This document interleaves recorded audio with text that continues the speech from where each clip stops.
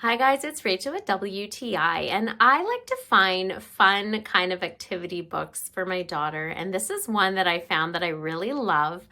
We both love Stitch. Stitch is one of my favorite Disney characters, but this book here, it's called My Busy Books.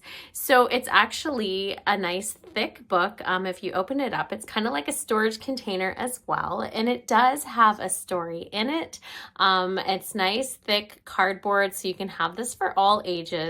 And the thing that we love about it is it comes with all these different little characters from Stitch. So you have all these different types of Stitch. You have Angel, you have all of the ones that come with it. Some of them here I have are not in it. It's missing because my daughter likes to play with these all the time.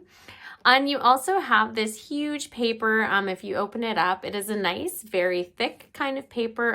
And you're able to have your characters on it. You can play with it. It's got different scenery on it.